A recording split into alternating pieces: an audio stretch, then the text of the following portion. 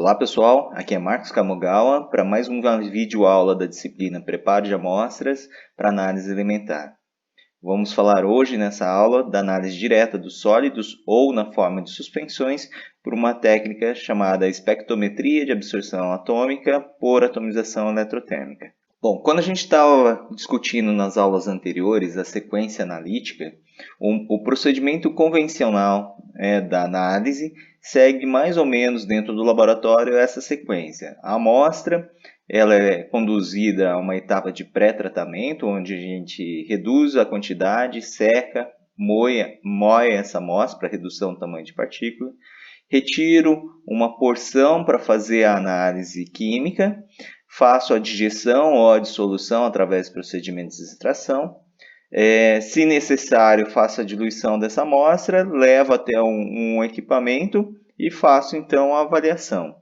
Quando a gente está falando agora dos métodos de análise direta de sólidos, toda aquela etapa de preparo da amostra, ou seja, aquela etapa de transformação do sólido para uma solução, ela não é necessária ou ela é eliminada dentro desse processo. Mas ela também não é assim tão direta. Ela necessita que nessa etapa a gente tenha muitas vezes que preparar a amostra na forma de uma pastilha para poder submeter ela adequadamente ao instrumento ou preparar soluções contendo essa amostra sólida, diretamente para ser introduzida no equipamento que a gente quer fazer. As vantagens da gente utilizar dessa estratégia de adição direta do sólido ou na forma de suspensões é que a gente simplifica esses procedimentos de preparo, minimiza o risco de contaminação porque a gente reduz o número de etapas que vão ser necessárias para fazer a análise química, diminui o risco de perder os analíticos, porque em várias das etapas que são necessárias no preparo da amostra, são procedimentos térmicos que a gente sabe que são sujeitos à volatilização. Menor periculosidade para o operador, uma vez que eu vou deixar de utilizar ácidos concentrados e ácidos que têm a possibilidade de explodir. Eu vou eliminar as questões de geração de resíduos, eu não vou fazer uso de produtos químicos, então nesse caso também não gero resíduos por conta disso. As amostras não vão estar diluídas, então o que eu tenho na minha amostra vai ser o quantificado, então eu tenho um maior poder de detecção e também eu vou poder quantificar pequenas quantidades de amostra. Então, nesse caso, quando a minha amostra inicial é bastante limitante, como a gente falou lá nos procedimentos biológicos, às vezes eu tenho microgramas de amostra, uma quantidade muito pequena do material. Então, essas técnicas são adequadas porque não necessitam aí de transformações, de digestões nesse processo todo. Dentre as técnicas que a gente pode utilizar para fazer a análise direta do sólido ou suspensões, são as mais variadas. Todas as citadas aqui são técnicas espectroscópicas, que têm como objetivo fazer a determinação de metais. Então, como por exemplo, a espectrometria de emissão óptica com fonte de arco ou centelha, muito utilizado para análise de metais, espectrometria de fluorescência de raio-x, análise por ativação neutrônica, ablação por laser para amostragem ICP-OS e ICP-MS. A ablação a laser ela remove, por uso desse laser, remove uma pequena quantidade da amostra e introduz diretamente no ICP. Análise direta de sólidos ou suspensões por espectrometria de absorção atômica com atomização eletrotérmica ou em chama, que é o que a gente vai ver agora. Análise direta de suspensões por espectrometria de emissão óptica com plasma de argônio induzido, o famoso ICP-OS, que nós veremos em um próximo vídeo. E análise direta de suspensões por espectrometria de massa acoplada à fonte de plasma com o ICP-MS, que, de certa forma, os conceitos são muito parecidos com o do ICP-OES. Nós vamos abordar na nossa disciplina duas dessas estratégias, falando agora sobre atomização eletrotérmica e depois sobre CPUOS. Bom, então, quando a gente está falando de análise direta de suspensões ou sólidos por ETAAS, né, a espectrometria de absorção atômica com atomização eletrotérmica, o procedimento operacional é bastante simples, né, no qual eu vou pegar a minha amostra, né, uma porção que permita fazer uma suspensão de até 5%. Um dos pontos bastante críticos para o sucesso dessa técnica é que as partículas têm que ter tamanhos bastante reduzidos, né, menores que 10 a 25 micrômetros, para que os resultados sejam adequados estatisticamente. E também muito comum a necessidade de utilizar um agente estabilizante para que não ocorra a sedimentação dessas partículas até o momento da análise química. Então, aqui é só para exemplificar um dos agentes estabilizantes aí que são encontrados em pureza elevada e tem bastante apropriado para essa análise é o Triton X100. Então, basicamente, eu peso a massa necessária para preparar aí essas suspensões, transfiro ela para um balão volumétrico, adiciono os meus solventes e agentes estabilizantes. Normalmente, essa mistura passa por uma etapa de homogeneização que pode envolver ou não a radiação, as ondas ultrassônicas. Comumente, nós sonicamos essas amostras para que fiquem mais homogêneas essas suspensões. Posteriormente, essa amostra já está pronta para análise química pela técnica de espectrometria de absorção atômica. Bom, então vamos falar um pouquinho, né, por que ela funciona, por que ela é adequada para alguns tipos de amostra. Para entender isso, nós precisamos falar da técnica, que é a espectrofotometria de absorção atômica. Bom, por princípio, né, a técnica de absorção, a espectrometria de absorção atômica, como o próprio nome já diz, eu vou adicionar átomo no percurso óptico de um feixe de comprimento de onda específico. Esse feixe de comprimento de onda será atenuado pela absorção dos átomos presentes ali naquele ambiente. Então, essa atomização, essa geração de átomos, ela pode ser feita de diferentes formas. Em uma chama, tipo um gás aracetileno, então a amostra adicionada a essa chama passa por diversas etapas, como por exemplo, vaporização, degradação, atomização, né? E aí sim ocorre a absorção. No caso dessa atomização em chama, a amostra é introduzida através de um aerossol, né, que é produzido pelo uso de um nebulizador. Eu posso também fazer essa atomização fazendo o uso de fornos aquecidos por eletricidade, então por isso denominados eletrotérmicos. E esses fornos, também chamados de fornos de grafite, produzem então esses aquecimentos, fazendo todas essas etapas de fusão, liquefação, vaporização, atomização, e aí sim ocorre a absorção atômica, né? No caso específico, para suspensões e diretamente nos sólidos, o acoplamento mais comum é com o uso de fornos eletrotérmicos, como o forno de grafite aqui representado. Então, esse feixe de radiação atenuado fornece para nós, então, valores de absorção atômica, né? Eu tenho valores de absorbâncias que podem, através de padrões de calibração, serem comparados às nossas amostras e definir, então, qual é a concentração analítica do meio. Como que funciona, então, esse forno de grafite?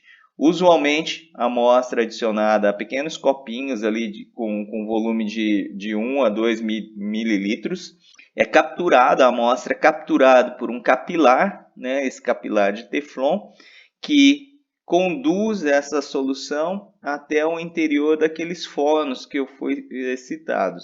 Existem diferentes tipos de fornos, né, dependendo dos fabricantes. Aqui, os fornos do tipo longitudinal, que eram fabricados pela Varian e hoje Agilent, e os transversais, que são os fornos da Perkin-Elmer.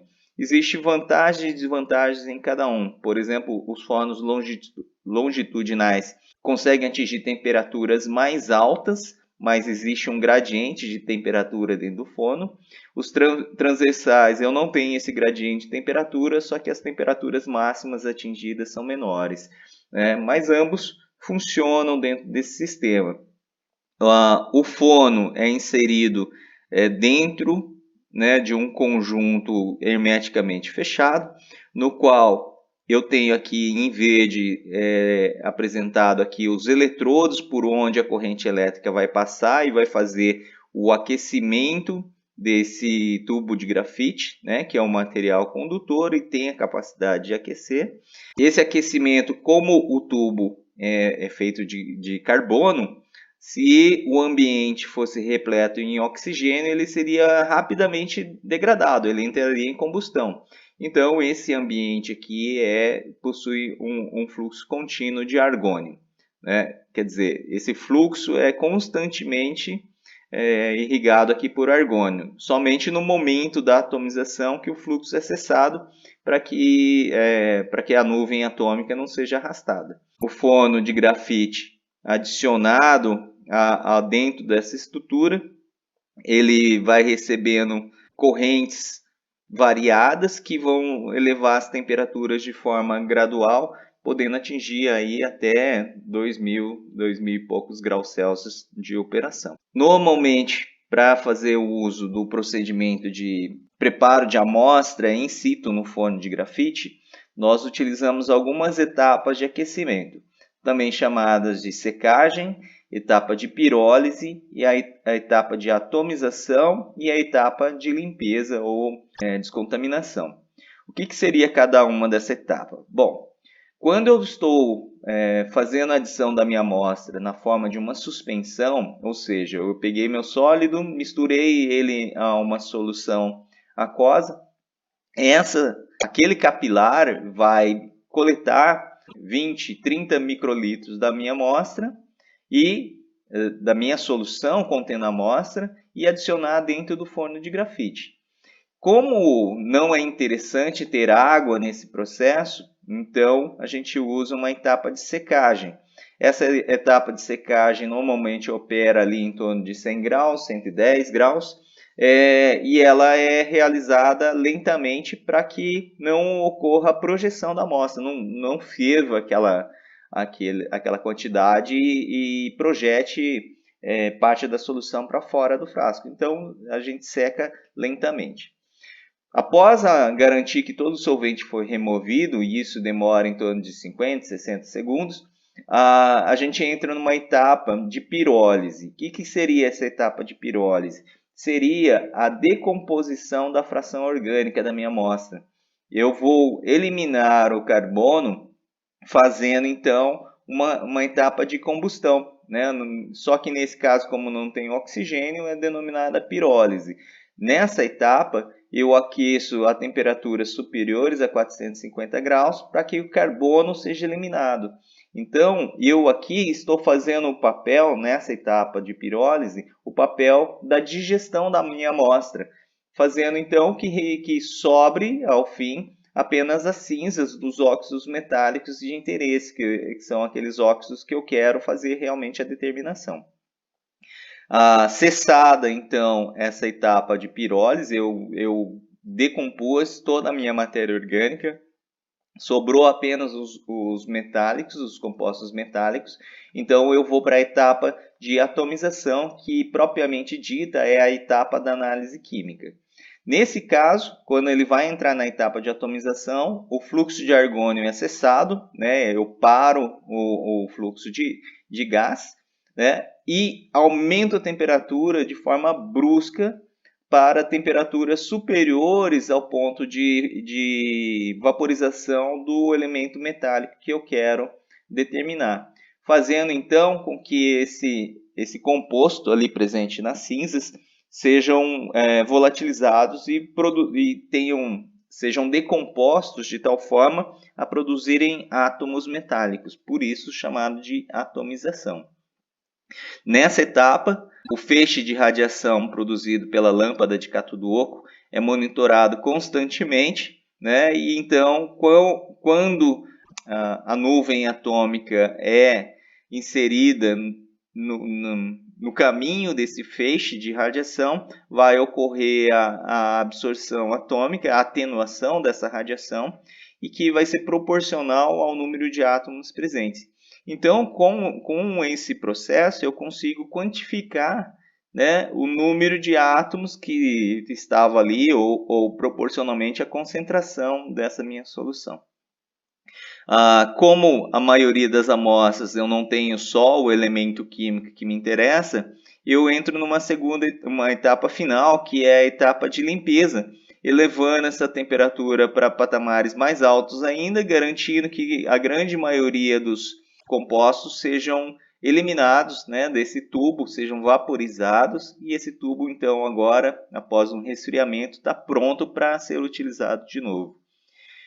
De modo geral, esses tubos de grafite permitem que sejam feitas aí, 200, 300 determinações, né?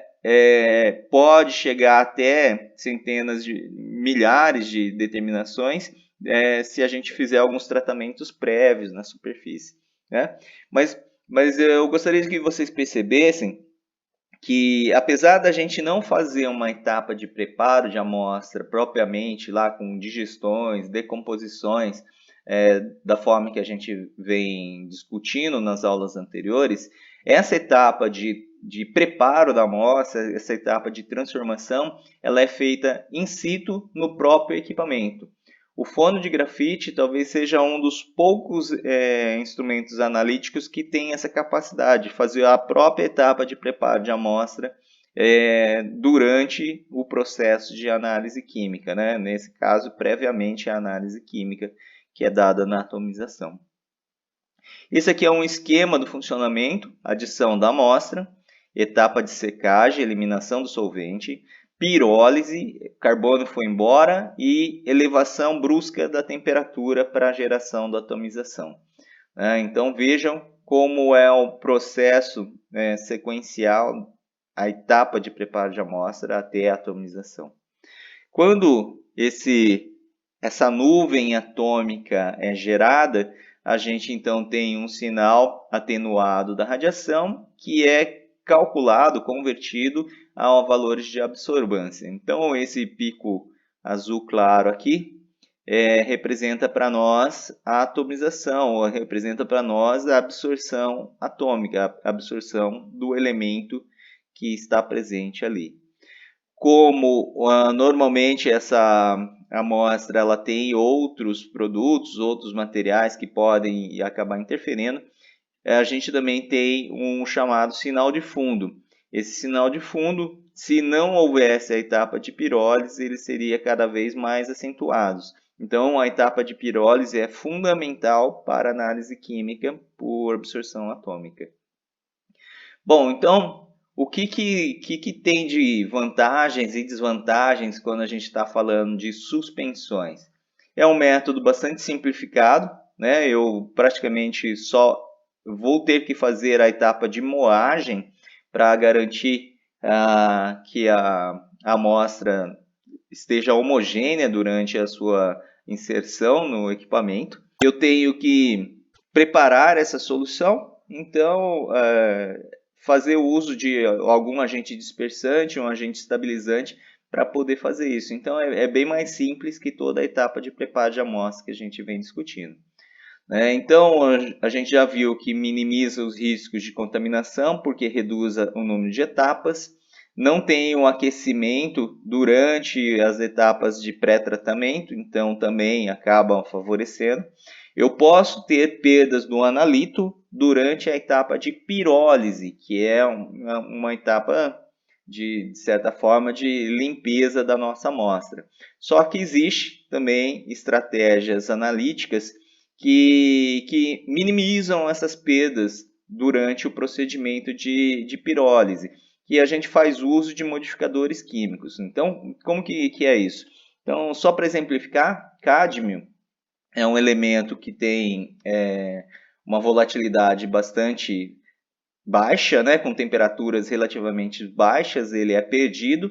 Então, se eu, por exemplo, na etapa de pirólise, fizesse um aquecimento a 450, 500 graus sem nada, a matéria orgânica seria eliminada, mas o cádmio também seria perdido.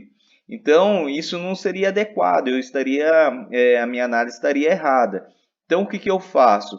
Eu adiciono a minha amostra ao forno de grafite e junto a essa minha amostra, eu adiciono também um modificador químico, que em geral é um outro metal, né?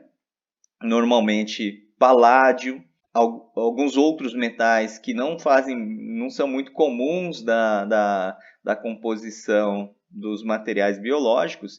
Esses metais acabam interagindo com o cádmio, por exemplo, gerando ligas metálicas um pouco mais estáveis. Então, aquele cádmio que era perdido por volatilização a 400 graus, agora na presença do paládio, né, por exemplo, ele pode atingir temperaturas de até 700 graus sem perdas.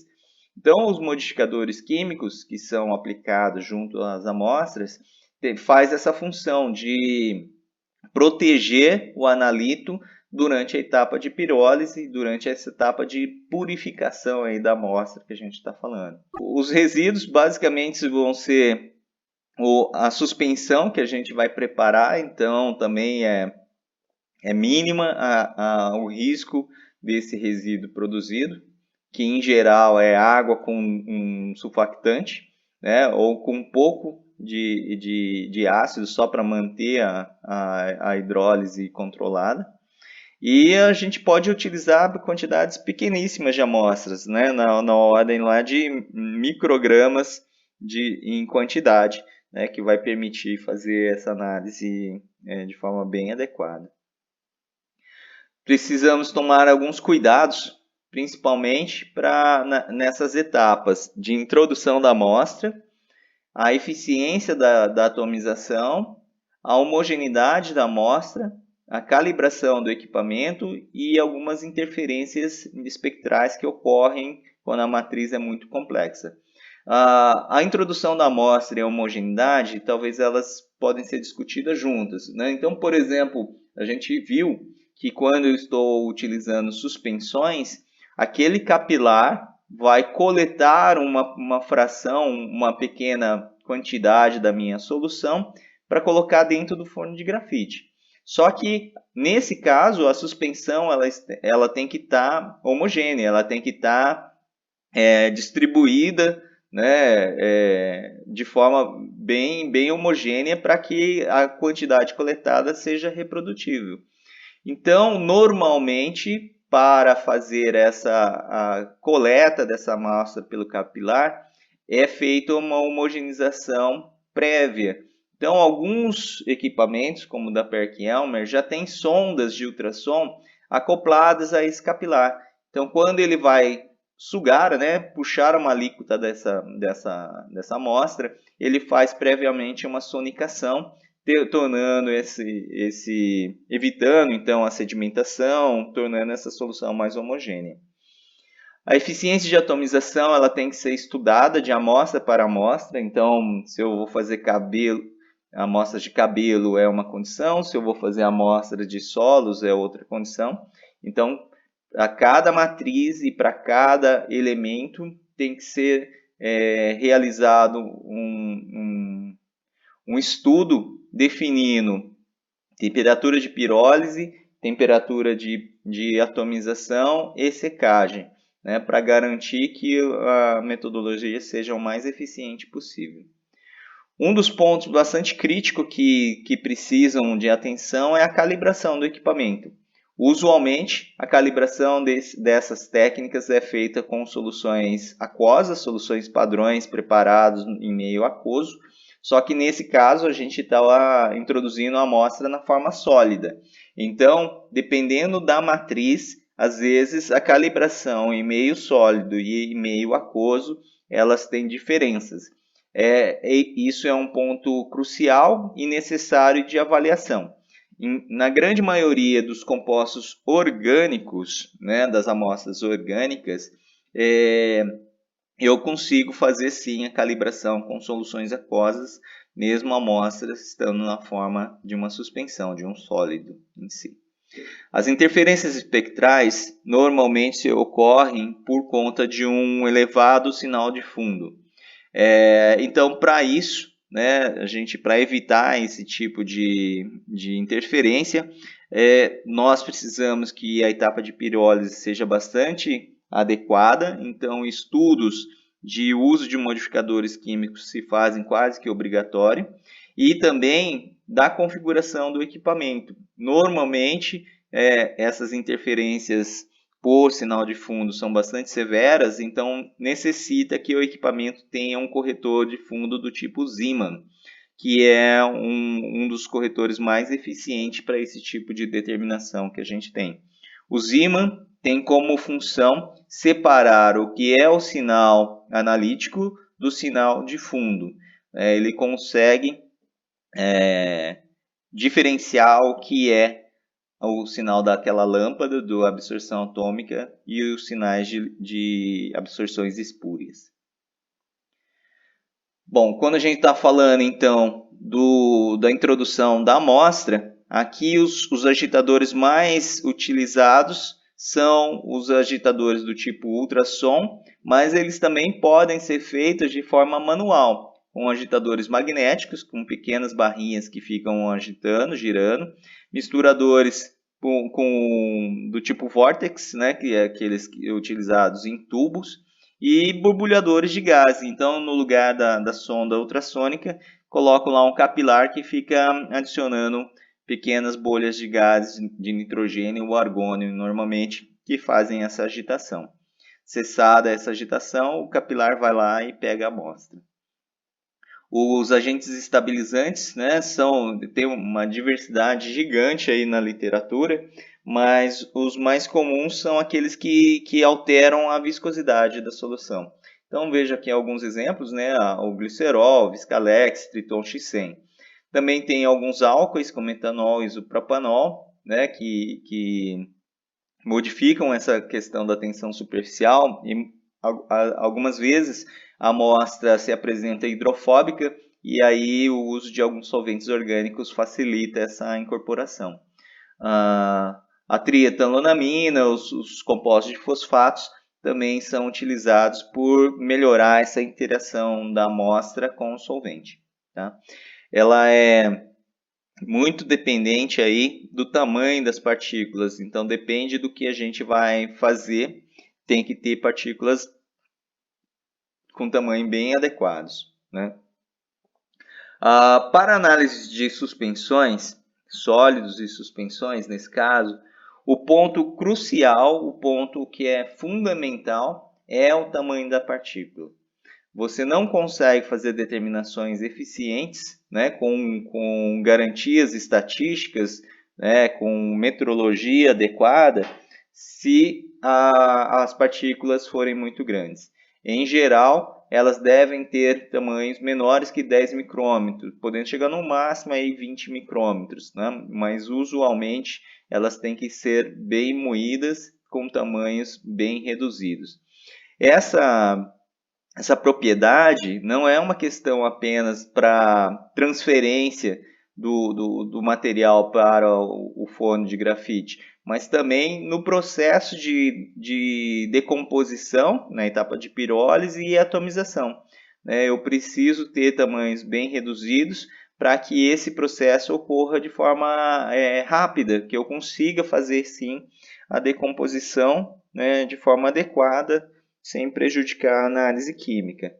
Se as partículas são muito grandes, aquela etapa de atomização, que idealmente ela tem que gerar uma nuvem de átomo de forma bastante rápida e em um pequeno intervalo de tempo, ela vai ser prejudicada, aumentando a área daquela atomização.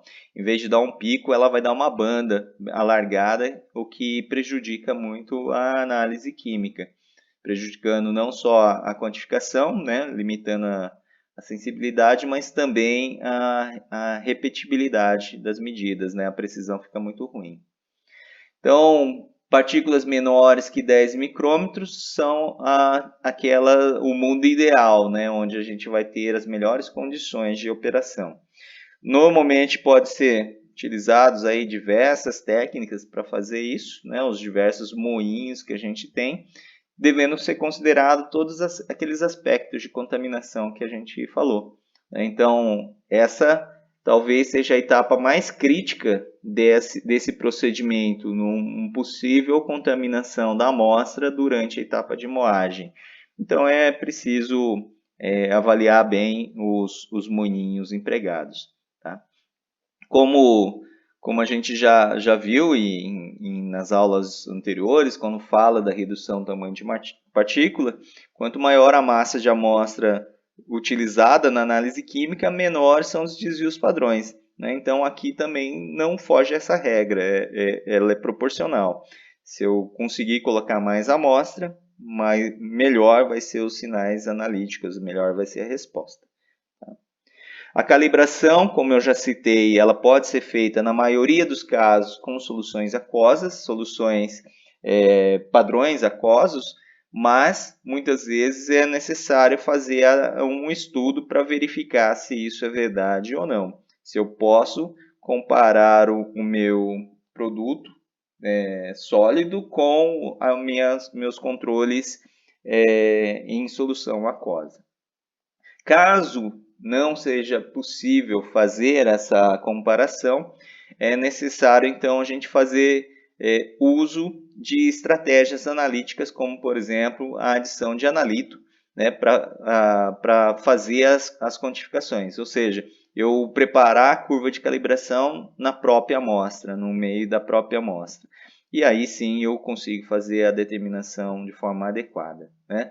Sempre que houver essa incompatibilidade entre a amostra e a curva de calibração, eu parto para essa estratégia de adição de analito. As principais interferências são aqui, né, como citado já, são problemas associados aos sinais de fundo, né? Então eles precisam sim ser corrigidos. Então os principais corretores, né, que são empregados são aqueles do tipo um Zeeman, no qual ele tem a melhor eficiência de correção, e fazer uso também de estratégias para melhorar a etapa de pirólise, para reduzir ali as possíveis interferências que a gente tem. As aplicações são muito variadas, a gente tem diversas aí trabalhos, né, na década de 90, eu acho que uma enormidade de trabalhos foram realizados com fósforos de grafite, tá? Entre todas as áreas da ciência que a gente pode pensar.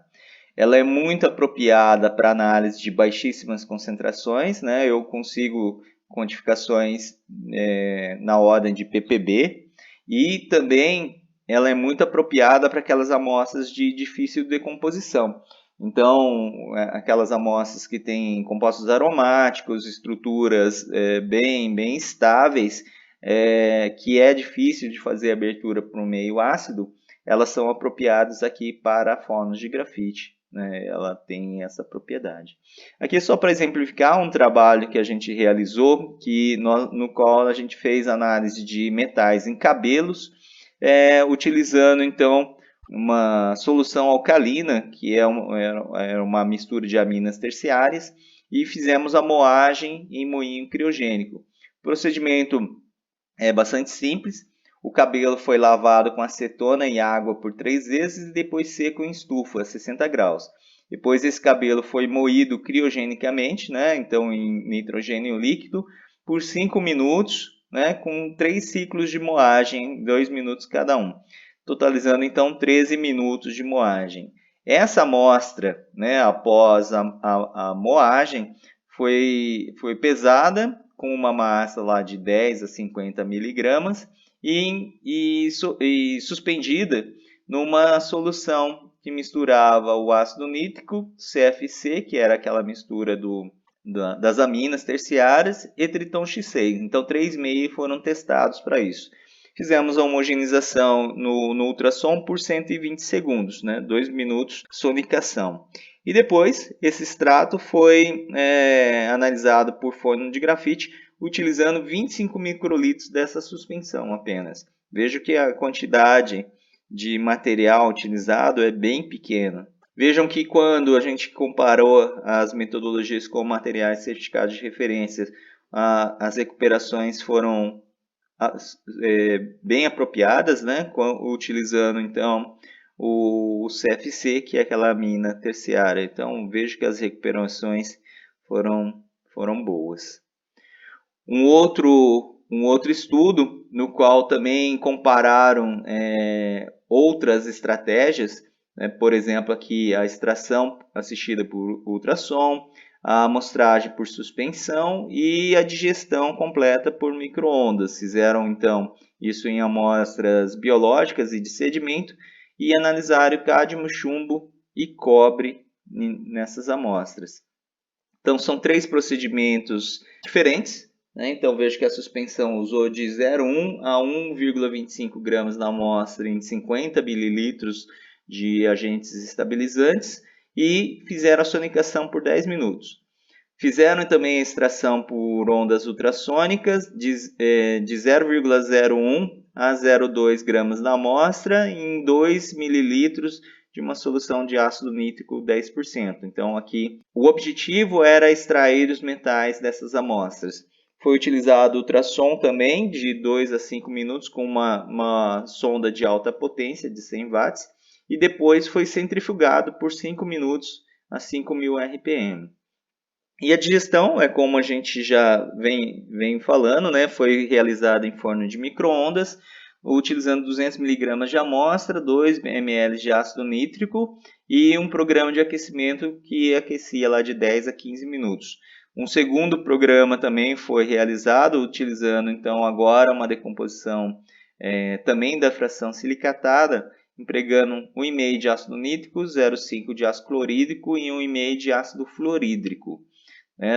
Também digerida lá de 10 a 15 minutos, e depois o procedimento foi levado a uma evaporação para eliminar o ácido fluorídrico desse meio reacional. Então, 3 procedimentos diferentes para fazer a determinação dessas amostras. Vejam que o material certificado, que tinha um valor lá para cádmio de 0,75, chumbo 2,10 e 7,6, foram recuperados em todas as estratégias utilizadas, tanto na extração ultrassônica, como na suspensão, como no procedimento de preparo de amostra total. Então vejam que interessante, mesmo não decompondo a matéria orgânica, através de um processo de digestão, foi possível recuperar os valores para cada uma dessas amostras. Então vale a pena. Isso se repetiu para outras, para outras amostras, o fígado de porco, amostras de peixe, sedimentos, lagos e outras coisas, outros materiais também com a mesma resposta de recuperação. Então, vejo que é apropriado essa estratégia de suspensões, assim como estratégias de simples extração ultrassônica, com ondas ultrassônicas em si. Vou falar um pouquinho sobre um outro equipamento que permite a gente fazer não mais na forma de suspensões, mas diretamente nos sólidos.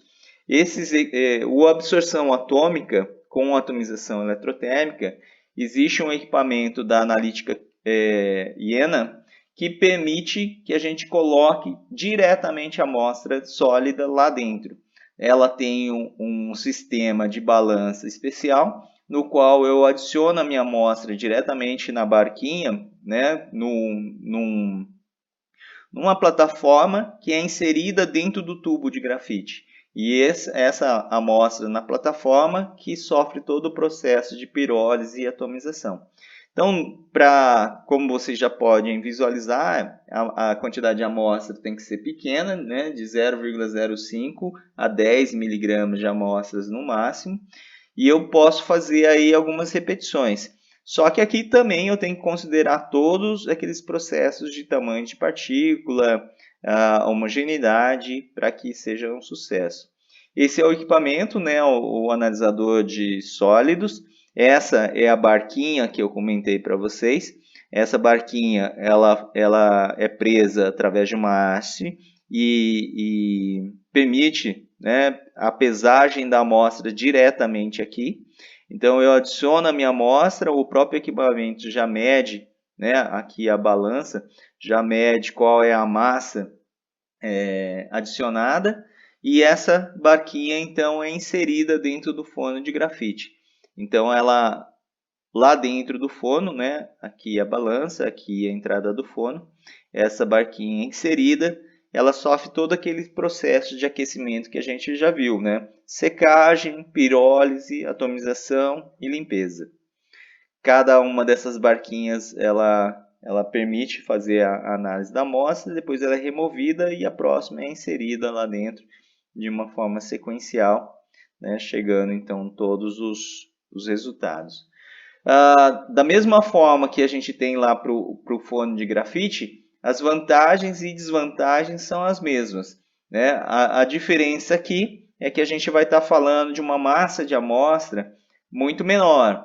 Então, as questões de desvio padrão, representatividade na amostra são mais limitantes. Então, eu preciso sim considerar esse tamanho de partícula de forma muito mais severa para esse tipo de aplicação. As vantagens e desvantagens também são destacadas dentro desse sistema.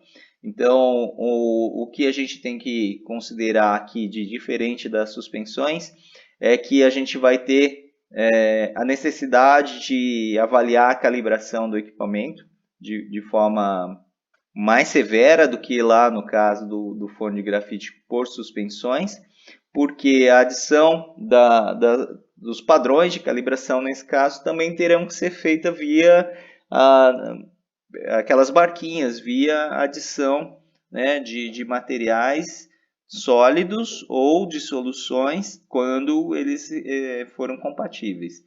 Outro ponto também é o branco analítico, né? Nesse caso, ela tem algumas vantagens, porque não faz uso de praticamente nenhum reagente adicional.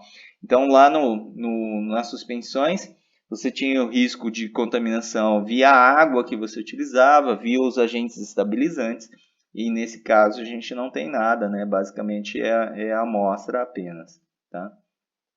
As aplicações para essa técnica, elas são bastante variadas, mas a literatura cita uma predominância aí para avaliação de materiais de alta tecnologia, né? Então, por exemplo, estudos de silicatos, semicondutores, né? Ele é bastante apropriado para isso.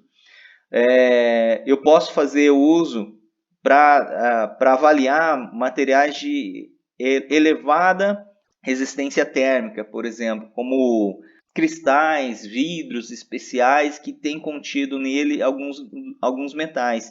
Então, eu consigo fazer a eliminação desses metais sem necessariamente destruir a matriz, né? Então, eu consigo fazer a análise de forma bem adequada utilizando dessa estratégia. Um exemplo seria a determinação de ferro em silício, né, no qual vai dar a produção de vidro, aí, por exemplo. A homogeneidade, né, é o ponto crítico dentro desse processo todo. Aqui só para exemplificar, é esse exemplo que eu acabei de falar, né, da quantificação do teor de ferro em areia, que é a matéria-prima da produção de vidro. A presença do ferro interfere na transparência dos vidros então quantificar ele é bastante importante. O procedimento de análise convencional faria uso de uma etapa de moagem, uma etapa de digestão e, posteriormente, eliminação do ácido fluorídrico. No caso da análise direta de sólidos, é basicamente a etapa de moagem. Então, aqui nesse trabalho, os autores citam lá uma diferença de 4 horas para 30 minutos na etapa de preparo. Aqui vejam como é a distribuição tamanho de partículas da amostra de areia, sem a moagem em cima e embaixo após a moagem. Então vejam que antes da moagem, praticamente toda a amostra tinha tamanho de partícula maior que 100 micrômetros, né? E abaixo, depois da moagem, a gente tem aí uma boa porcentagem da amostra, em torno de 70%, 60%, que estão menores que 10 micrômetros, né, de tamanho de partícula. Vejam como isso influencia na distribuição do coeficiente de variação dessas amostras. Uma amostra moída e uma amostra não moída. Quando eu eu submeto a minha amostra à moagem, após 20 determinações, vejam aqui que a gente tem um coeficiente de variação de 57%, já a amostra moída em torno de 13% apenas. Fora também, olha, veja o sinal analítico obtido através disso, o sinal para partículas de 10 micrômetros e o sinal para as partículas de aproximadamente 500 micrômetros. Lembrando que o vermelho aqui é o sinal analítico e o azul é o sinal de fundo. O uso dos modificadores químicos também são importantes nessa análise. Quando eu não utilizava o modificador químico, a curva de calibração em meio aquoso e da amostra, eles não seguiam o mesmo, eles haviam uma pequena diferença. Ou seja, a amostra aquosa tinha uma vaporização diferente do meio da amostra, a amostra sólida que a gente tinha. Quando eu fazia a adição do modificador químico, que nesse caso aqui era o paládio, ele se equiparava então à atomização da minha amostra.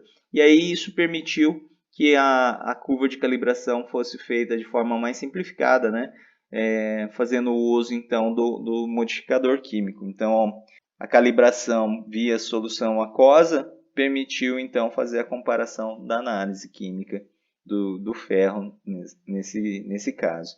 Então facilitou a operação, eu não precisava fazer aquele procedimento de adição de analítico para todas as análises.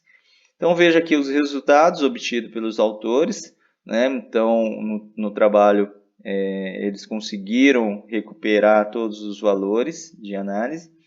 E para a gente finalizar, só fazer uma discussão mais conclusiva, quando a gente está falando, então, da análise direta de sólidos e suspensões por essa técnica de atomização eletrotérmica em absorção atômica, o que a gente pode destacar de mais importante dentro dessa estratégia é a possibilidade de fazer pequenas concentrações, pequenas massas de amostra, eu posso fazer microgramas de material por essas técnicas. Eu tenho sensibilidades bastante elevadas por conta da pequena diluição que essa estratégia permite. A redução do número de etapas traz inúmeras vantagens em relação à questão de contaminação e perda dos analitos. A técnica de forno de grafite ou atomização eletrotérmica, ela permite que a amostra seja tratada in situ. Então eu consigo sim fazer o preparo de amostra utilizando o próprio equipamento do forno de grafite. Então isso é uma vantagem bastante grande quando os materiais são orgânicos. Existem algumas desvantagens, principal deles é essa questão da representatividade, porque a gente usa massas de amostra bastante pequenas, tá? Então a mesma vantagem, possível de fazer pequenas massas, ela também é uma desvantagem em termos de representatividade do total. mas para algumas aplicações isso é bastante importante, bem interessante. E talvez uma das limitações aí dessa técnica, apesar dela ser espetacular, é que ela consegue fazer um elemento por vez, é uma técnica monoelementar. Então, eu não consigo fazer vários elementos de uma só vez. Então, por consequência, ela torna essa metodologia um pouco mais lenta, a frequência analítica é menor. Mas, se você puder esperar, né, demorar mais, é uma técnica bastante importante, bastante relevante. Ok? É isso aí, pessoal. Um grande abraço. Tchau, tchau.